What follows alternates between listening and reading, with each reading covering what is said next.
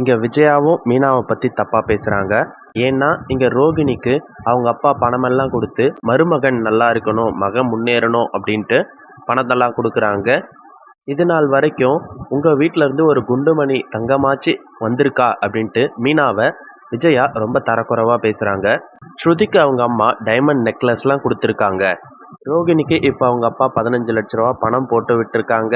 ஏன் இன்னமும் பணம் கொடுக்குறேன் அப்படின்னு சொல்லியிருக்காங்க. இதை வச்சு மனோஜ் இங்க நிறைய பிஸ்னஸ் பண்ண போறேன் அப்படின்னு சொல்லிட்டு இருக்காரு. ஆனா உனக்கு மட்டும்தான் இது வரைக்கும் உங்க வீட்ல இருந்து ஒண்ணுமே வந்ததில்லை, இனிமேலும் வரும் அப்படின்ற நம்பிக்கை எனக்கு இல்லை அப்படின்னு சொல்றாங்க.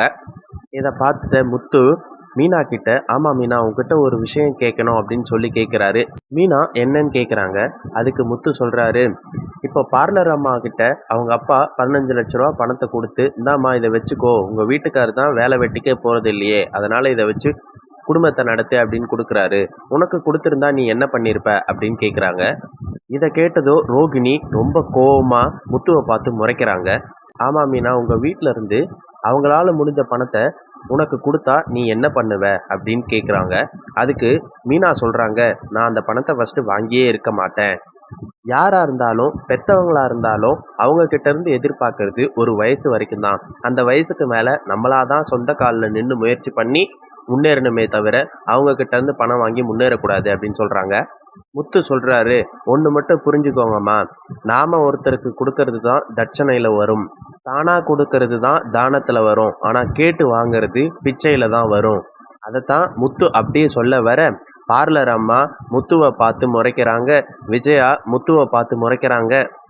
என்ன பிச்சை எடுக்க சொல்ல வரியாடா அப்படின்னு விஜயா முத்துவை பார்த்து நேரடியாவே கேட்குறாங்க. நான் அப்படி சொல்ல வரலம்மா, இதை தாம்மா பழங்காலத்துல பெரியவங்க எல்லாம் நம்ம கிட்ட சொல்லி வச்சிருக்காங்க அப்படின்னு சொல்றாரு. அதுக்கப்புறம் முத்து வீட்டுக்குள்ள இருந்து வெளியில போறாரு.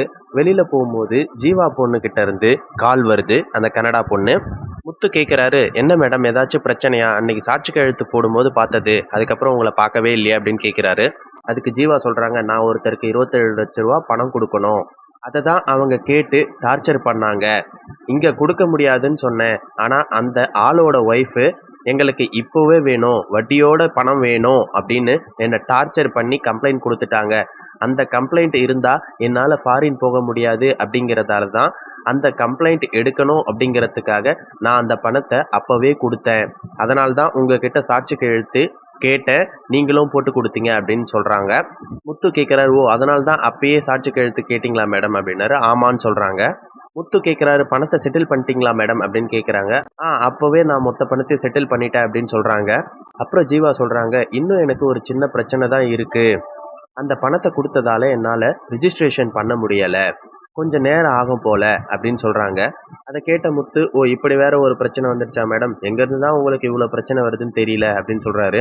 அதுக்கப்புறம் ஜீவா கேட்குறாங்க முத்துக்கிட்ட, உங்கள் அண்ணன் கனடா போகிறேன்னு சொல்லியிருந்தாரு அப்படின்னு கேட்குறாங்க. எங்க மேடம் பணம் கிடைக்கல அப்படின்னு இவ்வளோ நாள் அலைஞ்சிட்டு இருந்தான், இப்போ பணம் கிடைச்சிருச்சு, ஆனால் அந்த பணத்தை வச்சு இப்போ அவனால் போக முடியல அப்படின்னு சொல்ல, ஏன் என்ன ஆச்சு அப்படின்னு கேட்குறாங்க.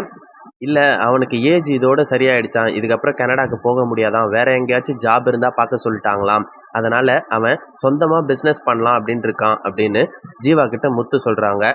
நீங்களும் சொன்ன மாதிரியே இருக்கு பாருங்களேன், நீங்களும் யாருக்கோ 27 லட்ச ரூபா பணத்தை கொடுக்கணும், இவனும் அதே மாதிரி தான் 27 லட்ச ரூபா பணத்தை ஒருத்தர்கிட்ட ஏமாந்துட்டான், அந்த பணமும் இன்னும் வரைக்கும் வீடு வந்து சேரல, இந்த பணம் மட்டும் இப்போ எங்கள் கைக்கு வந்து சேர்ந்துடுச்சுன்னா நாங்கள் எப்போவோ நிம்மதியாக இருந்திருப்போம் அப்படின்னு சொல்கிறாங்க.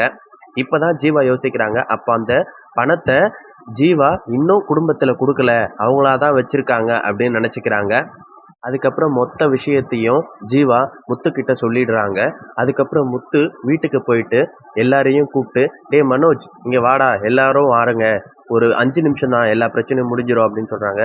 டே என்னடா என்கிட்ட நிறைய வேலை இருக்குடா எனக்கு, ஏன் கூப்பிட்ற அப்படின்னு கேட்குறாரு.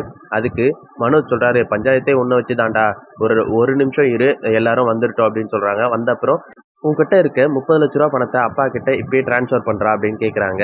என்கிட்ட எங்கடா 30 லட்ச ரூபா பணம் இருக்குது அப்படின்னு கேட்குறாரு. இப்போதான்டா கனடா பொண்ணு ஜீவாவை பார்த்து பேசிட்டு வரேன், அவங்களுக்கு நான் தான் சாட்சிக்கு எழுத்து போட்டேன், இதுவும் வேணுமா இல்லை இன்னும் ஏதாச்சும் ஆதாரத்தை காட்டணுமா அப்படின்னு கேட்குறாரு.